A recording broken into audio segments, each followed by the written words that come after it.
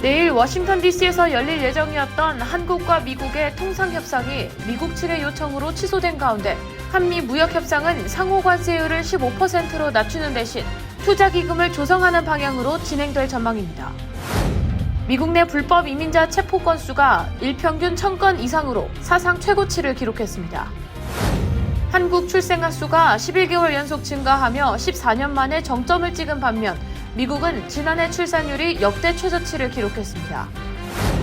연방정부가 $250의 비자 부정방지 수수료 시행을 밝힌 가운데 한국 등 비자 면제 프로그램에 속한 42개국 국민 중 단기 방문자에게는 예외를 둘 것으로 보입니다.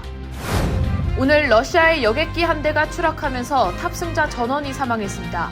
최근 미국을 포함한 전 세계에서 항공기 사고가 잇따르면서 승객들의 항공 안전에 대한 우려가 커지고 있습니다. 뉴욕시가 저소득층 가정에 무료 인터넷 제공을 시범 운행하고 주정부는 모든 교도소 내 재소자들에게 전화통화를 무료로 제공하기도 했습니다.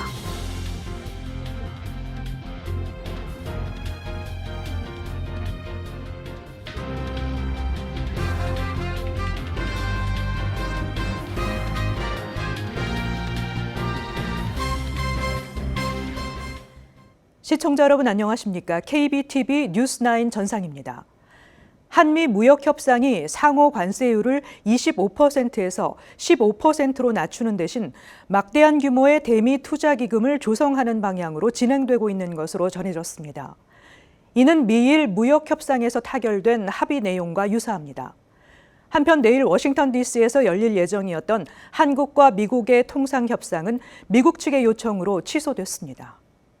블룸버그는 정통한 소식통을 인용해 한미 무역 협상이 상호 관세율을 25%에서 15%로 낮추는 대신 막대한 규모의 대미 투자 기금을 조성하는 방향으로 진행되고 있다고 보도했습니다. 앞서 일본은 5,500억 달러 규모의 대미 투자 기금을 조성하는 조건으로 미국의 대일 상호 관세율을 25%에서 15%로 낮췄고 자동차 관세도 25%에서 12.5%로 줄였습니다. 익명을 요구한 한 소식통은 블룸버그에 한미 무역 협상도 이와 유사하게 15%의 관세율 도달을 목표로 하고 있으며 여기에는 자동차도 포함된다고 전했습니다. 이어 일본이 미국과 무역 협상에서 보잉 항공기와 미국산 농산물 구매를 약속한 것처럼 한국도 주요 산업 분야에서 더 많은 미국산 제품을 구매하겠다는 약속이 포함될 수 있을 것이라고 말했습니다. 한국이 조성해야 할 대미 투자 기금의 규모와 관련해서는 명확하게 알려지지 않았지만 하워드 러트닉 상무장관은 최근 한국과 무역 협상에서 대미 투자 기금의 규모로 4천억 달러를 직접 제시했다고 블룸버그는 전했습니다. 일본의 경제 규모는 한국의 2배가 넘기 때문에 동일한 규모의 대미 투자 기금 조성은 한국에 큰 부담이 될 것이라고 블룸버그는 지적했습니다. 한국이 일본과 유사한 합의에 도달하지 못할 경우 한국의 대미 수출 품목 1위인 자동차는 일본 자동차 업체에 비해 가격 경쟁력 면에서 불리해질 수밖에 없습니다. 이 때문에 미일 무역 협상 타결이 미국과 협상을 벌이는 한국 정부에 상당한 압박으로 작용하고 있다고 블룸버그는 전했습니다. 한편 내일 워싱턴 DC에서 열릴 예정이었던 한국과 미국의 통상 협상이 미국 측의 긴급한 일정으로 취소됐습니다. 이에 따라 구윤철 경제부총리 겸 기획재정부 장관의 방미 일정도 취소됐습니다. 기획재정부 관계자는 미국 측이 조속한 시일 내에 개최하자고 제의했고 한미 양측은 최대한 빠른 시일 내에 일정을 잡을 계획이라고 밝혔습니다. 이번 통상협상에는 구윤철 부총리와 여한구 통상교섭본부장이 미국 측에서는 베선트 장관과 제이미슨 그리어 무역대표부 대표가 협상 대표로 참여할 예정이었습니다. 한국 정부는 김정관 장관과 여한구 본부장의 미국 측과의 회동은 당초 계획대로 진행되고 있다고 전했습니다. 미국 내 불법 이민자 체포 건수가 사상 최고치를 기록했습니다. 지난달 초에는 불법 이민자 체포 일평균 건수가 1000건으로 정점을 찍었습니다. 이는 트럼프 2기 행정부 출범을 계기로 단속 정책이 대폭 강화된 데 따른 것으로 취임 후 몇 주 만에 3배 수준으로 급격히 증가했습니다. 지난해 6월 말부터 트럼프 2기 취임 직전까지 ICE의 일평균 체포 건수는 250에서 300명 수준에 불과했지만 취임 후 몇 주 만에 그 3배 수준으로 급격히 늘었습니다. 분석 자료에 따르면 IC의 하루 체포 건수와 구금 중 인원수 등 주요 지표는 지난 5월 IC에 대한 체포 목표 건수 상향 조정 지시를 계기로 급격히 치솟았습니다. 백악관은 IC에 하루 3,000건의 체포 목표를 지시하며 강경 대응에 나섰으며 실제 단속 수치는 목표에는 미치지 못했지만 연일 1,000건 내외의 압도적인 증가세를 보였습니다. 특히 6월 4일에는 하루 동안 2천여 명이 체포된 사실도 시민단체와 학계 자료 분석을 통해 확인됐습니다. 공식적으로는 위험한 범죄자 중심의 단속을 내세우고 있지만 실제로는 일반 불법 이민자까지 폭넓게 단속의 대상이 되고 있다는 점이 드러나기도 했습니다. 6월 하순 이후에는 하루 평균 체포가 800에서 900건 수준으로 소폭 감소했지만 여전히 지난해 같은 기간에 비해 3배에서 4배 높은 수치를 기록하고 있습니다. ICE가 구금 중인 인원은 지난해 6월 말부터 트럼프 취임 때까지 4만 명에 살짝 미달하는 수준으로 유지됐지만 트럼프 2기 취임을 계기로 급격히 늘어 올해 6월 26일 기준으로 5만 8,100명에 달했습니다. 미국 정부가 트럼프 대통령 취임 당일인 1월 20일부터 6월 26일까지 추방한 불법 이민자들을 행선지별로 보면 멕시코 63,230명, 과테말라 14,990명, 온두라스 12,530명, 엘살바도르 5,080명 등입니다. 이들 중 약 8,100명은 불법 이민자 본인의 본국이 아닌 다른 나라들로 송환돼 국제법 위반 논란이 일고 있습니다. 이런 경우 중 5,050명은 멕시코로, 650명은 온두라스로 송환됐습니다. 최근 한국에서 출생아 수가 11개월 연속 증가하며 출산 반등 가능성이 조심스럽게 제기되고 있습니다. 반면 미국은 지난해 출산율이 역대 최저치를 기록하며 정책적인 대응에 나섰습니다. 김은지 기자의 보도입니다. 대한민국 통계청이 발표한 올해 1월에서 5월 한국의 누계 출생아 수는 총 10만 6,048명으로 지난해 같은 기간보다 6.9% 늘어났습니다. 관련 통계가 집계된 1981년 이후 가장 높은 증가율입니다. 특히 올 들어 매달 2만 명 이상 신생아가 태어나고 있으며 지난 5월 출생아 수는 전년 대비 741명 늘어난 2만 309명으로 4년 만에 5월 기준 최다를 기록했습니다. 증가율은 2011년 5월 기록한 5.3% 이후 14년 만에 가장 큰 폭으로 증가했습니다. 전문가들은 혼인 증가, 30대 초반 여성 인구 확대, 정부의 출산 장려 정책이 복합적으로 작용한 결과로 보고 있습니다.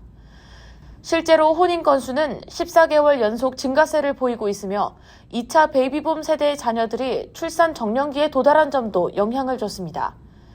반면 미국은 정반대 상황입니다. 미 질병통제예방센터 CDC에 따르면 2024년 미국 여성의 평균 출산아 수는 1.599명으로 사상 처음으로 1.6명 아래로 떨어졌습니다. 미국은 2007년까지만 해도 세대 재생산 수준인 2.1명을 유지했지만 이후 출산율은 지속적으로 하락하고 있습니다. 특히 20대와 30대 초반 여성의 출산율은 크게 줄었고 전문가들은 이를 출산 지연 현상이라고 해석하고 있습니다. 콜로라도 대학의 레슬리 루트 박사는 출산이 늦춰지고 있을 뿐 아직 인구는 자연 증가 중이라며 지나친 비관은 경계해야 한다고 분석했습니다. 하지만 트럼프 행정부는 이례적으로 인공수정 지원 확대 행정명령을 내리고 출산 장려금인 베이비 보너스를 추진하며 대응에 나섰습니다. 백악관 관계자는 높은 인공수정 비용으로 인해 많은 미국인들이 출산을 포기하고 있다고 밝혔습니다. 연방정부의 출산 장려 정책에 대해 일각에서는 근본적 문제 해결이 아닌 상징적 조치라며 회의적인 입장을 보이고 있습니다. 유급 육아휴직, 보육비 지원 같은 구조적인 개혁이 병행돼야 출산율을 끌어올릴 수 있다는 지적입니다. 전문가들은 경제 불안성, 높은 주거비, 육아 부담이 해결되지 않는 이상 출산율 반등은 어렵다고 진단하고 있습니다. KBTV 뉴스 김은지입니다. 연방정부가 $250의 비자 부정 방지 수수료 시행을 밝힌 가운데 한국 등 비자 면제 프로그램에 속한 42개국 국민 중 관광과 비즈니스 출장 목적의 단기 방문자에게는 적용되지 않는 것으로 알려졌습니다. 도널드 트럼프 대통령의 하나의 크고 아름다운 법에 따라 외국인 비자 수수료 부과는 빠르면 10월 1일 시행될 것으로 보입니다. 뉴욕타임즈와 CNN에 따르면 한국 국민은 전자여행 허가제를 통해 비자 없이 미국을 90일 이하 방문하는 경우 해당 수수료를 납부하지 않아도 됩니다. 그러나 유학, 취업, 교환 방문 등 별도의 비이민 비자를 신청할 경우에는 다른 국가와 마찬가지로 수수료가 부과됩니다. 비자 부정방지 수수료는 기존 수수료에다 추가해서 부과되는 만큼 비자 신청자들의 부담이 커질 전망입니다. 예를 들어 H-1B 취업 비자를 신청할 경우 기존 비자 발급 수수료 $205에 비자 부정방지 수수료 $250를 더해 총 비용이 $455로 오르게 됩니다. 여행업계는 이번 조치가 미국을 방문하려는 관광객들에게 큰 부담이 될 수 있다며 우려를 표했습니다. 여행협회는 특히 2026년 월드컵, 2028년 LA 올림픽 등을 앞두고 국제 관광객 유치에 악영향을 줄 수 있다고 내다봤습니다. 정부 측은 올해부터 오는 2034년까지 약 $289억 달러의 재정 수입을 창출해 재정 적자 감축을 기대하고 있습니다. 한편 도널드 트럼프 행정부가 취업을 위한 H-1B 비자 발급 방식에 대대적인 변화를 추진하고 있는 것으로 알려졌습니다. 현재의 추첨 제도를 폐지하고 고임금 순으로 가중치를 부여하는 방식으로 개정이 유력할 것으로 예상됩니다. 트럼프 1기 행정부 때에도 H-1B 비자 발급 방식의 개정이 추진된 바 있습니다. 트럼프 행정부가 재차 추진하는 H-1B 비자 개정안이 실제 시행되기까지는 시간이 걸릴 것으로 보입니다. 일부 전문가들은 2027년 취업비자 선정 시즌부터 적용될 가능성이 있다고 보고 있지만 구체적인 도입 시점은 미정이며 개정안에 대한 소송 제기 가능성도 변수로 작용하고 있습니다. 최근 미국과 러시아에서 항공기 사고가 잇따르면서 전 세계적으로 항공 안전에 대한 우려가 커지고 있습니다. 기계적 결함뿐 아니라 관제 시스템의 부실까지 겹치며 승객들의 불안감도 커지고 있습니다. 보도에 김은지 기자입니다. 로이터와 타스통신 등에 따르면 현지 시간으로 24일 러시아 동부 아무르즈 상공에서 약 50명이 탑승한 안가라 항공사의 AN-24 여객기의 교신이 끊겼습니다. 바실리 오를로프 아무르즈 주지사는 이 여객기에 어린이 5명을 포함한 승객 43명과 승무원 6명이 탑승 중이었다고 밝히고 항공기 수색을 위한 인력과 모든 수단이 동원됐다고 전했습니다. 그러나 이후 아무르즈의 도시 틴다에서 약 15km 떨어진 지점에서 여객기 잔해가 발견됐으며 승객과 승무원이 모두 사망했다고 현지 언론이 보도했습니다. 전 세계적으로 항공기 사고가 잇따르면서 승객들의 불안감이 높아지고 있는 가운데 올 들어 미국에서 역시 엔진 화재와 착륙 실패는 물론 여객기와 군용기가 충돌 직전까지 가는 사고가 발생하면서 승객들의 항공 안전 시스템에 대한 불신이 커지고 있습니다. 가장 최근에는 지난 21일 멕시코시티 국제공항에서 착륙 중이던 아에로멕시코 여객기가 이륙을 준비하던 델타 항공기 바로 위로 스치듯 지나가는 아찔한 사고가 있었습니다. 다행히 큰 피해는 없었지만 관제탑이 이착륙을 동시에 지시한 부주의가 원인으로 지목되고 있습니다. 또 지난 18일에는 LA에서 이륙하던 델타 항공 여객기 엔진에 화재가 발생해 긴급 회항하기도 했습니다. 당시 승객들의 공포가 담긴 영상은 SNS를 통해 빠르게 퍼졌습니다. 같은 날 노스다코타주 마이넛 공항 상공에서는 델타 항공 제휴 스카이웨스트 항공기와 공군 폭격기가 근접하며 충돌할 뻔한 아찔한 상황이 연출되기도 했습니다. 가장 충격적인 사건은 올해 1월 워싱턴 DC 포토맥강 상공에서 벌어졌습니다. 민간 여객기와 군용 헬기가 공중에서 충돌해 탑승객 67명 전원이 숨진 바 있습니다. 당시 관제탑에 단 한 명의 관제사가 두 항공기를 동시에 통제했던 사실이 드러나면서 구조적인 문제점이 지적됐습니다. 뉴욕타임스에 따르면 최근 1년간 민간 항공기가 충돌 직전까지 간 사례는 300건 이상 발생해 10년 전 대비 2배 이상 증가했습니다. 전문가들은 항공기 제작사와 항공사들의 안전점검 시스템 미비는 물론 연방항공청의 인력 부족과 구조조정이 복합적으로 작용하고 있다고 지적하면서 항공사들의 연방당국의 실질적인 안전대책 마련이 시급하다는 목소리가 커지고 있습니다. KBTV 뉴스 김은지입니다. 뉴욕시가 디지털 불평등 해소와 통신 규제 균형을 위한 일련의 정책들을 발표하고 있습니다. 올 가을 학기부터 모든 공립교내 휴대폰 사용을 금지하는 반면 저소득층 가정에 무료 인터넷 제공을 시범 운행하고 모든 주립 교도소 내 재소자들에게 무료 전화 통화를 제공하기로 했습니다. 김은지 기자가 전해드립니다. 뉴욕시가 정보 격차 해소를 위해 저소득층을 대상으로 무료 또는 저비용으로 인터넷 서비스를 제공하는 리버티 링크 시범 사업을 시작했습니다. 약 220만 달러 예산을 투입해 3년간 2,200가구의 고속 인터넷을 설치할 예정으로 브롱스, 어퍼맨해튼 공공임대주택이 우선 대상입니다. 에릭 애덤스 뉴욕시장은 인터넷은 더 이상 사치가 아니라며 일자리, 의료, 교육 서비스 접근을 위해 필수적이라고 시행 배경을 밝혔습니다. 이와 함께 뉴욕주는 올 8월부터 모든 주 내 교도소의 통화를 전면 무료화하기로 했습니다. 현재 뉴욕주 교도소 내 재소자들은 주 3회 무료 전화를 제공받지만 다음 달부터는 태블릿이나 공중전화를 이용한 모든 전화가 전면 무료로 제공됩니다. 이 또한 연결될 권리, 즉 통신이 생존과 직결된다는 철학이 담긴 정책입니다. 지금까지는 수감자 가족들이 연간 2천만 달러 이상의 통신비를 부담해왔고 저소득층일수록 더 큰 장벽으로 작용했습니다.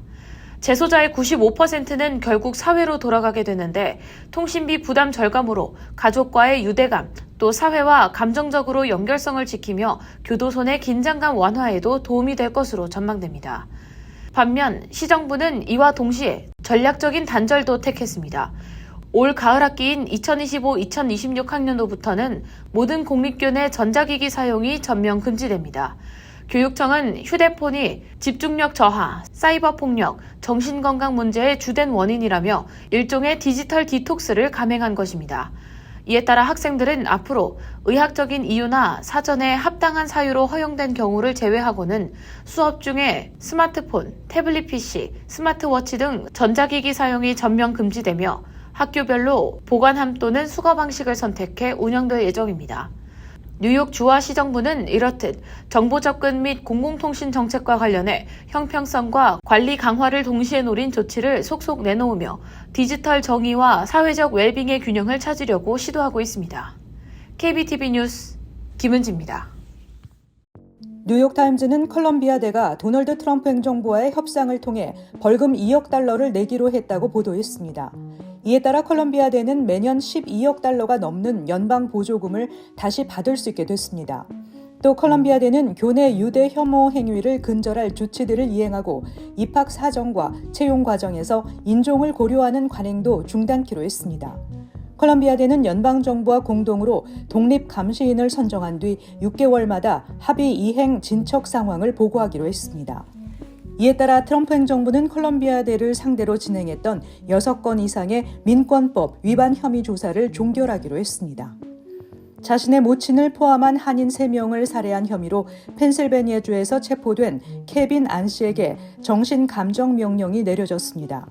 안 씨는 첫 심리에서 무슨 정황인지 이해하냐는 판사의 질문에 아무런 대답을 하지 않았고 국선 변호사가 안 씨의 변호를 거부했다고 밝혔지만 그는 침묵으로 일관했습니다. 안 씨는 정신감정 결과에 따라 정신병원으로 이송될 수 있고 재판에서 정신질환에 의한 면책 가능성도 고려될 수 있을 것으로 보입니다. 안 씨는 지난 3월 모친이 거주했던 볼티모어 카운티 오앵스 밀스 타운하우스에서 한인 집주인 임순덕 씨와 세입자 김인용 씨를 목 졸라 살해한 후 그들의 시신을 자살로 위장한 혐의로 기소된 상태입니다. 경북경찰청 마약범죄수사계는 국제 택배로 필리폰을 받아 전국에 유통한 혐의로 20대 A씨 등 9명을 구속 상태로 검찰에 넘겼습니다. 또 A씨 등에게서 산 필로폰을 투약한 혐의로 20대 B씨 등 37명은 불구속 송치했습니다. 경찰은 이들에게서 필로폰 850g을 압수하고 범죄 수익 1억 1천만 원을 추징했습니다. 경찰에 따르면 A씨 등은 지난해 6월부터 지난달까지 미국에서 바람이 빠진 상태의 고무보트에 필로폰을 숨겨 국제 택배로 밀반입해 텔레그램을 이용해 가상화폐로 대금을 받고 구매자에게 판매한 혐의를 받고 있습니다. 구매자 대부분은 마약 전과가 없는 20대에서 30대 청년들로 호기심에 범행한 것으로 조사됐습니다. 일부는 아파트 놀이터와 같은 개방된 장소에서 필로폰을 투약하기도 했습니다. 우버는 여성 운전자와 여성 승객을 연결해주는 새로운 기능을 미국에서 선보인다고 밝혔습니다.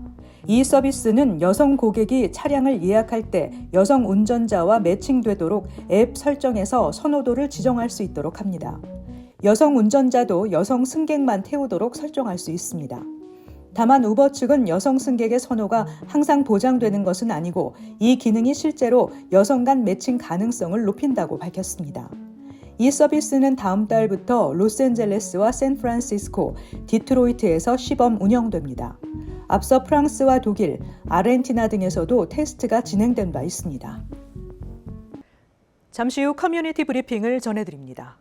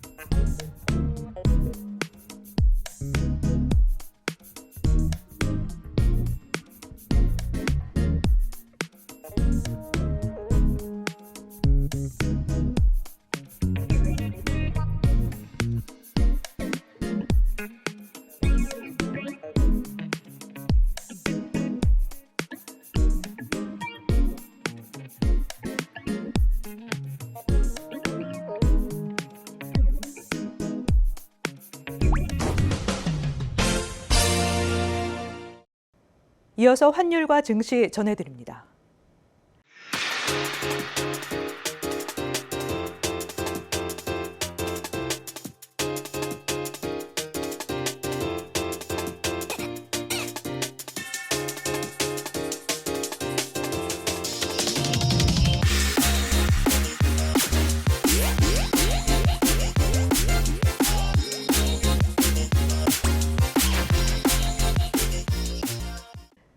잠시 후 뉴욕과 뉴저지 날씨 전해드립니다.